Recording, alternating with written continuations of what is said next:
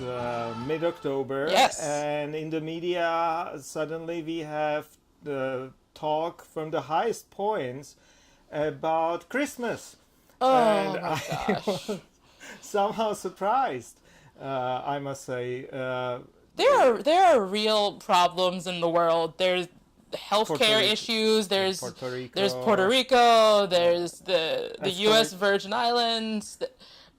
Why nuclear escalation with Korea, nuclear escalation? And we're here and talking about who they Merry are, Christmas. who they are. I would call them nasty Christians or ugly Christians. You have a title for them. You are So native here, so help me. so the actual term for what happened was it was the Value Voters Summit, Uh-huh. and it is sponsored by a few groups, but primarily sponsored by the Family Research Council, who, fun fact, are listed by the Southern Poverty Law Center as a hate group. I'm not surprised based upon what I heard, but what really bothers me as a church minister and theologian is that they are coming out and declaring themselves forcibly as Christians and defending Christian values and these Yes. kind of things. And that really bothers me because one of those things we started about those Christmas issue.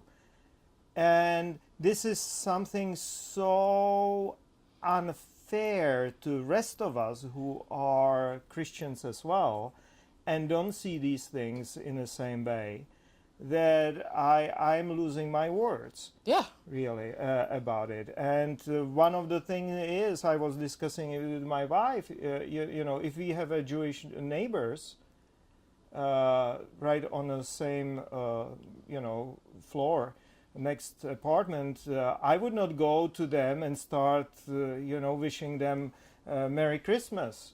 I would know that they are celebrating Hanukkah and would be respectful of that. So I find it really kind of bizarre. And if I don't know whom I am dealing with, is it a Sikh, is it a Muslim, is it a Jewish person, of course I would go for a neutral term. Yeah. So One of the hymns that I grew up with has the refrain, "And they'll know we are Christians by our love."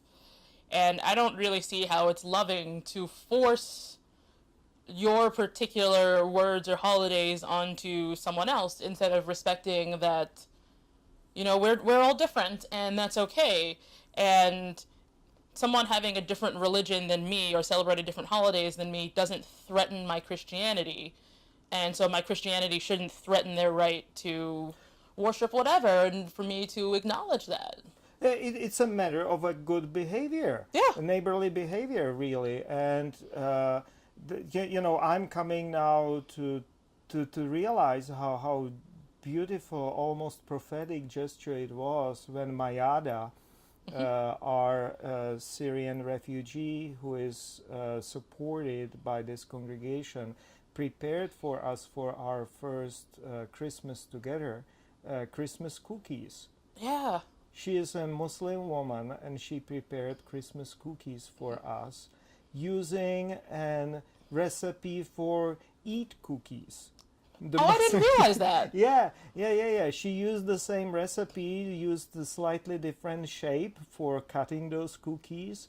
And on the other hand, we learned about their celebration of Ramadan and other things, and that makes the world really beautiful. Yeah. That we can learn about each other, respect each other's holidays and celebrations, and celebrate together, and not to force feed those others with our own. One of the things that really scared me when I was reading about the Value Voter Summit was just how many people they had there that were either representatives of like white supremacy or just blatantly anti-Islam. And reading about some of the things that were said and Steve Bannon being there and all of these things. You are saying that you are even reading it. I only noticed the headlines, and that was enough for me.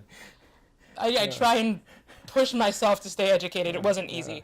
But just hearing about what they're saying and like just the way that different people are being painted and how Islam is being painted, and then thinking about our church's interactions and my personal interactions with people of different faiths, particularly my Muslim friends, it's two totally different worlds, and it's completely baffling to me how people can be vilified in such a way when there's so much to be learned by interacting with one another. There's so much love to give one another. There's so much respect to give one another.